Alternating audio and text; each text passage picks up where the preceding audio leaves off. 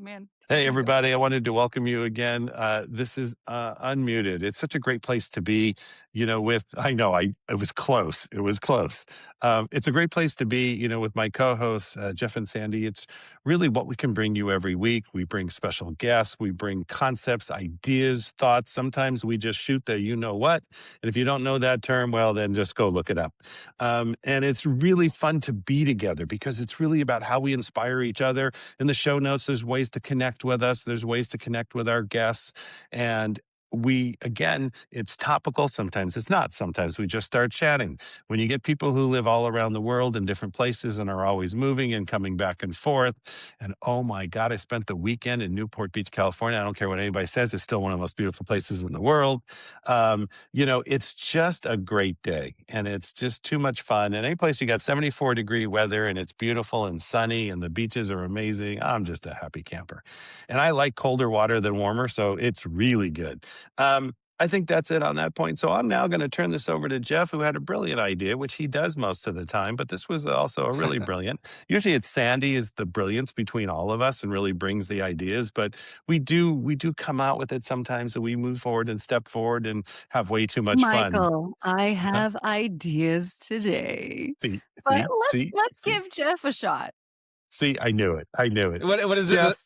The thorn between two roses or the rose between two thorns? I don't know. You guys Uh-huh, can uh-huh, decide. uh-huh, uh-huh. Over to you, Jeffy. You're talking about Newport Beach. I was over on the east coast of Tasmania this weekend. I went and hired a beautiful Airbnb, just took the family and just went and chilled out. And there's this place on the east coast called the Bay of Fires. And the reason it's called the Bay of Fires is because all of the rocks, they're all got this like orange sort of algae moss sort of all over them. They're bright orange. It creates this beautiful photo. And when the convicts were, the pioneers of Australia were the early settlers, they coming down past the east coast, that they saw this, from their ships, and they like, the land's on fire. So called the Bay of Fire. It's a beautiful spot. You ever get down the east coast of Tasmania, you got to come check it out. Anyway, so I'm sort of, had a pretty cracker of a run this year, Sandy, with what we're doing with our affiliate marketing. And, we're just talking about it before we come on live. And something that's really fascinated me, especially building a team of affiliate marketers, mum and dads and everything else in between, online marketers getting into this space. And there's normally, when someone's winning, there's two types of people. There's the side of the camp that celebrates other people's success, and then there's the other side of the camp that tends to resent them. Get the jealousy factor up, and it's boggled my mind a little bit lately, and I've just been having some conversations around this. And it's fascinating how, the universe, the world works. Dr. Joseph McLennan, I was just on a Mindset Pro call with him just today as well, and he's talking about the difference between a pessimistic mindset and an optimistic mindset. A pessimistic mindset will look at reasons things won't work, reasons why we can't win, reasons why others don't deserve their success or their attention. And an optimism one looks at it as options, looks at how other people are leaving clues and solutions for them to go and pick up and go win. I don't know. I'm sort of new to this space, and I'm just starting to see the two different camps very, very clearly. And I assume, well, I shouldn't assume, I should ask the question. Have you noticed that on your journey? I know you've had a lot of success, Sandy. Like, what have you seen with this unfolding with your journey and where you are today? Mindset is everything, and optimism, pessimism, it all falls into uh, the type of person that you're dealing with. And I don't think Mm. necessarily a pessimistic mindset is bad. For example, would you want an optimistic surgeon? Probably not. Right? Yeah, you'd be okay with half a surgery. Like, yeah, maybe that'll work. No, you want to be like, no, this isn't going to work. We need to do this. So Realist. I think it evolves more around lack. And Mm. in the circumstance that you're speaking of, I see that most people who are pessimists in that sense have a lack mindset. And I think that's the biggest problem. Lack mindset is I can't, or what if, or I don't know, or there's not enough. It's people who fear the future because they're worried there might not be enough for them. And that's the biggest thing I see. So Mm. optimism is great. I see a lot of people who are not just optimistic, but they have hope for the future and they desire an outcome, meaning they don't look at things in a place of lack. They look at things as good things come. And if I put my mind to it, I can make it happen. And mindset is everything. So I think we need to focus in on the sense of lack. I've seen a lot of people live in lack. I don't have enough money. I don't have enough time. I don't have enough connections. I don't have enough resources. And I actually don't think that's true. Mm. Especially in today's world, right, where most of us have got access to an internet, we've got access to a computer, and opportunities are boundless there for those who look for them. I'm finding it fascinating because, as I said, I put myself in a position to, help this amazing community to, challenge that mindset, to empower people, to equip people, to give them the tools that they need to be successful with, essentially teach them how to fish for themselves so they don't have to have people fish for them. You know, what's some coaching or some strategies that you can help to give our audience even here to sort of challenge this narrative or even be empowered and equipped to go from this lack and fear mindset towards more of a um I'm going to go get it done. I'm going to figure it out. I'm going to embrace the suck. I'm going to be okay with that. Well, first of all, you have to train yourself to stop living in a state of lack and fear. And that's really hard because a lot of people have been programmed that way for 10, 15, 20, 50 years. I mean, it ranges. It depends on how long you've been living in a lack mindset. There's another mindset that generally accompanies the lack mindset, which is the victim mentality. Oh, it didn't Mm, work out for me because so and so did this to me, or I was raised this way, or my parents did this. And they live in this victimhood mentality, which then reinforces the lack. And it's a mindset. And the hard work comes with the reprogramming. And I'm only saying that because I have been victim of that myself. I had a really tough father who was not the nicest person. If I told you the story, you might feel really bad for me. I used to live in that. Woe is me. My life is so hard. Everything is so hard because. But yes, things happen. Yes, you could have been a victim of a situation, but you choose to stay in that situation when you lock yourself in that victim or lack mindset. So everything's a choice. And we have lived in that for so long that it's easy to stay in that space because, believe it or not, as uncomfortable and painful as a situation could have been from your past, you actually become comfortable in that pain. And mm. walking away from that pain and changing your mind to leave that is harder than just suffering in the suffering that you've been used to.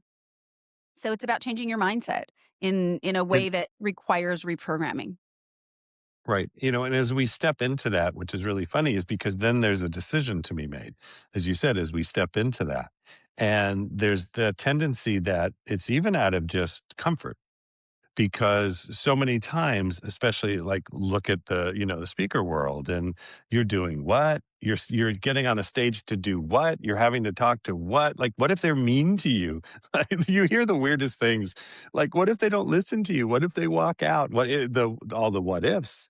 And be nice, because it's that flip side, and this is where you start to realize who your tribe is, because those in your tribe say, that's not easy, but I'm with you, and I'm supporting you, and I know you're going to get it done and learn the things you need. It's more of that, and it's not that you're going to be just so great and wonderful, and that's not what it's about. But it's about, I realize the decision you're, especially people in sales, it's a rough road, Yeah. Mm. because how many no's will you get in your life compared to everybody else? Um, and how many nasty no's will you get, and rejections will you get, and everything that you move forward. And this happens in our world. It happens in the network marketing world, in the affiliate world, in the branding world. I can go on and on and on, because there's going to be those rejections. No matter Yeah. how good you are, somebody's rejected you along the way. And then those around you, if you hit some success, it's not going to last. You should get ready. Maybe you should still have a job. And we used to always train and say, until you've literally residually doubled or tripled what you're making currently, stay in your job because that keeps you focused. It's not about leaving it. It's Jim Rohn. It's the thing he always taught about that focus and the busy. It's not about being busy, but you stay focused because I know during the 8 hours during the day I'm going to be so and so, and then at night I'm going to use that time and I'm going to stay on it because we Mm, know the new entrepreneurs are terrible about time management. They Terrible. literally all of a sudden 3 months later they're making nothing, you're right. because it was too much playtime. But it is about who you surround yourself with and who you start to surround yourself with. I think is that big picture. Yeah, and So I'm too. with you on the time management. People are horrible at it. I mean, even when you hire new employees and you let them have, okay, do the work on your time, they're going to mess it up because they don't know how to manage their time. Mm, And I have been conditioned to manage my time. I have been an entrepreneur since I was 22-ish because I worked a job and it was terrible because back then dating myself. This was a long time ago. There was a lot, it was before me too. There was a lot of sexual harassment. So I ended up walking away from working a job because I didn't like dealing with the men that I worked with because they kept sexually harassing me. And I mean, this was like over and over and over again. So I started my own thing at a young age. I had to manage my time. I had to put in the hours. I was working till 3, 4 o'clock in the morning, waking up at 8 o'clock in the morning and grinding, grinding, grinding. I conditioned myself to be able to work from home at an early age. But I see new people now, they just don't have the conditioning. They don't get it, which is why they struggle. They try to do things, they do them incomplete. So it definitely requires training and consistency and the right mindset if you're going to try to be an entrepreneur and work from home. I've got a couple of follow-up questions, and this is a beautiful conversation. I love this, and I'm actually taking a lot away from myself too, so I'm sure the audience is as well. Talking about time management, let's just to continue on that thought there before I move on to some of the others. I think the online industry, the make money at home, home-based business space, the online entrepreneur, it's well, from my vantage point, and from I've been in this place for almost 18 years now. I've seen a lot of romantic ideas of it being sold. So like Yep. they're sold the dream, they're sold the possibility, and then when actually people get into it, it's like, hang on, these diets aren't connecting. Now I've got to actually go and learn how to be a business person, a salesperson, a marketer, an online entrepreneur, an admin, all that sort of thing, and wear all the hats. And I think that's half the reason why people get a little bit lost in this journey. Wouldn't you agree? Like, I think we need to start to shine the light more on the reality, coming back around full circle to empower and equip people to be able to be leaders in their own right, who's creating other leaders in that space. What are your thoughts on that? I agree with you 100% on that. I think, in particular, when it comes to people trying to figure out their own stuff and be entrepreneurs, they really need to have something to look towards. Mm, A mentor, someone who can coach them along the way, because especially with AI right now, they're letting the AI be their brain. So they're defaulting to a system that automates everything and gives them everything. They don't actually look at it. They're creating all of this content. And yeah, people are buying it, but people are also starting to realize this is garbage. I like to go and buy programs every now and then just to see what people are doing, $7, $20, $50, whatever. I just like to see. And I can tell you the guilty. quality. Yeah, exactly. I want to see what they're doing. I like to see their funnel, their process, what goes behind it. And the quality often more than not is horrible. I mean, the content is nothing interesting, nothing new. You can tell it was generated by AI. It's not good. So I think there's going to be a pivot. People are going to start looking for content that is thoughtful and actually works as opposed to AI junk. And that's what Mm, you're seeing. You're seeing a lot of social media that's AI junk. You're seeing a lot of content that's AI junk. I can tell now when I go to LinkedIn, for example, if it's AI junk. You can tell by the way the post is written. You can the tell red by the way the flags are out there. comments are. Yeah, it's very flat. It's so funny. They use these fancy words to make them sound very incredibly intelligent, but it's AI. And they always, this is the catch, they'll always repeat whatever you wrote in the post back to you. So if you Things say, in for three, example, things in in one of my threes. posts, I really think that it's important for us to focus on ourselves and love our journey along the way.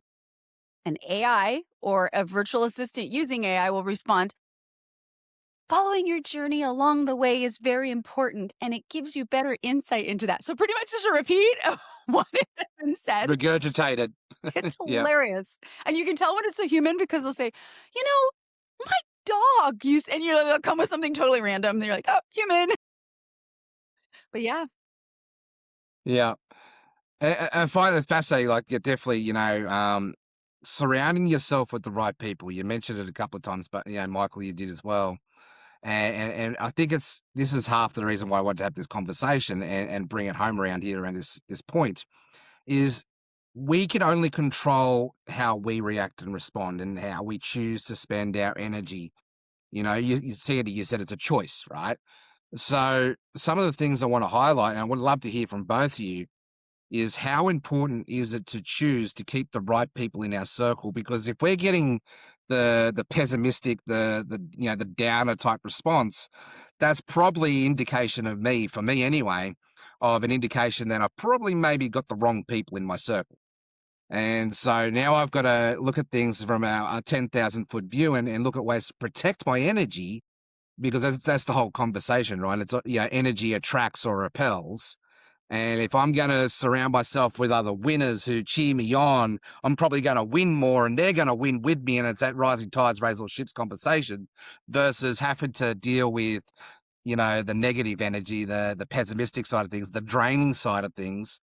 But there's also, as a leader and a mentor, I want to be able to put myself in a position to be able to coach and mentor and help those people come up as well, so they're not left behind. So how do you sort of balance that, and how do you protect your energy in that conversation? Well, I personally think that curating your group and who you hang out with is one of the most important things you can do. And it's not necessarily that you have to cut out all pessimists. Because remember that doctor example? Uh, Right. you want to have some. You just want to have the right pessimists. So, Mm. for example, I have a friend who's a billionaire. He's amazing. I bounce ideas off of him all the time, and he always shreds them and shoots them down. He's a total pessimist when it comes to business. And I love that because it gives me a perspective that I wouldn't have looked at. Challenging.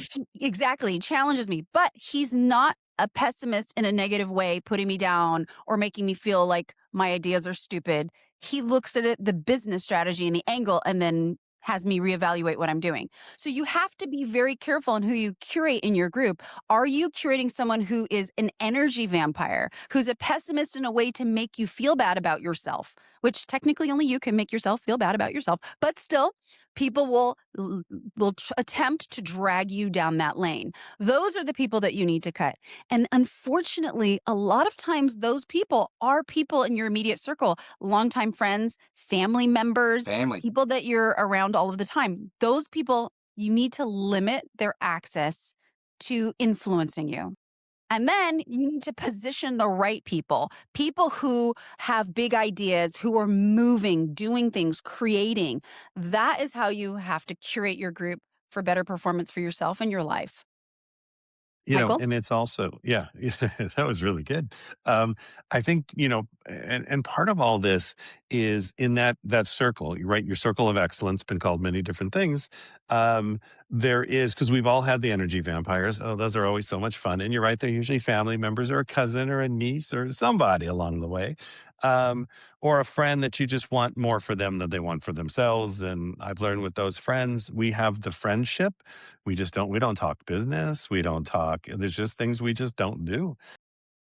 But I think, and to really take that out, create that, because you have to put it into your mindset. And you're going to have that possibly because you're going to also bring some, like you have a mentor, I have a mentor. The mentors are further down the road. They're sort of, and it's not so much like your mentor's great. He's almost what's called mismatching. So he's going to look at what works, what doesn't. He's going to look Mm. at the things that really don't work. How does that work from the plan perspective, right? And how's it going to look on the other side? And that's the stuff, because sometimes we don't want somebody, no, I don't want to hear about the stuff that's not going to work. Well, but that's stuff where it doesn't become a business anymore. Because if you're talking a business and you're the CEO, now you might have other people doing it for you, but you still need to do it. It's like the speakers. I've worked with speakers who literally, we do the forms right at the end of the event. They don't want to see any of the forms. They made this, the staff would go through 500 forms. They don't want to see anything that's negative. Just give me the forms that are all positive. I'm like, well, then why are we even doing the forms? What a waste of time. We'll tell you you're wonderful. How's that? Are you happy? That is it's having those mismatchers in there are really important, but they're not energy drainers. They're just mismatchers. They're looking for Mm, that doesn't make sense with that. That doesn't really go there. When you said that, it didn't make it. Okay, so what can we learn from that? But they're still not trying to take it away from you. And I Hmm. think that was a great point about those energy suckers. And still, you can have the relationship with them. Just again, limit, like you said, accessibility and limit what you discuss or talk about. And sometimes I know within your own system, you go, I'd really like to tell them more about, but it's just because when I do, it's going to go to, I would never do that. I don't want to do that. I can't believe you do that. Okay, you can do that. I would never do. It's all those things. And you Yeah. just realize it's where it's going to go. Let mm, it go and It's find the ones that it's support. kind of like the news. When you watch the news, you want to be informed. Your friends are talking about it, your family's talking about it. Like my mom loves the news and conspiracy stuff Mhm. and going down rabbit holes. And she wants to text. So every morning I get a barrage of messages. It's kind of funny because she lives in the US and I live in Thailand. And since she's getting close to 80, I know she's Uh-huh. alive because I have like 6,000 messages from her every morning. And if I don't get a message, I'm like, oh, where's my mom? And I got to quickly text her, like, are you Right, okay? But right. the point here is my mom loves going down that rabbit hole. I don't want to hear about it. I don't want to read it. I don't care. Don't fill me in. If it's that important, it will magically show up on my doorstep. It'll get to me. And so instead of telling her, Mom, don't send me this stuff, which makes her sad because she lives for that. That's her whole life. yeah. I just sent her the cute like today, I sent her a cute video of a dog without a haircut and then the dog with the haircut, and it was just so cute, and she loved it, and I sent her a picture of a butterfly and, like, all these things. I just redirect her, and I just don't go down that path with her. So when it comes to family members who are doing something, you don't have to follow them in the journey and go down that path. Redirect. It's kinda like training your cat, right? If you Mm, punish your cat, it'll hiss at you and it will never come back. But if you redirect it, you have a perfect cat by the end. So it's you when you have your group, your loved ones, and people in your life that you don't want to be harsh to, you don't want to ignore them, just redirect them in a way that works best for you. And that's Yeah, a that's really really good. great way of keeping family when you don't want them to constantly shoot down your things. I love that. Keep the family happy as well along the way. Yeah, I'll if you wanna keep the just read, family, that's a whole just nother that's a redirect That them. is That's a whole nother yeah. conversation. Yeah, but this is right, this is for a whole nother side, who are we gonna dispatch really quickly? Because I Yeah, don't yeah, agree with the just get rid of everybody. That's not well, what you life's can't. about. Life's about yeah. forgiveness and caring and hope Unity. and Yeah. right, but it doesn't mean that you have to get into their drama, and you're right, because number 1 in podcasting is still crime drama stuff and Yeah. conspiracy. Yeah. There It's you go. it is big out there. I get it. No, that's awesome. So, all right, Jeff, we're getting close to the end. Why don't you wrap us up? Yeah, thank you. And so this has been an absolutely amazing conversation, Sandy and Michael. I always take a lot away from this, and I know our audience would as well. So if you're enjoying this conversation, make sure that you subscribe and you share it out with your mates, and leave us a comment. And also, if you've got something that you want us to talk about, let us know. Like we would love to, make this more of a two-way conversation between us and you, and make you feel like you're a part of this journey with us. So we'd love to hear from you. But it's a absolute pleasure, Michael and Sandy, being on this wild ride with you with Unmuted. And I look forward to our next episode down the road. Thank you very much for our time. Bye for now.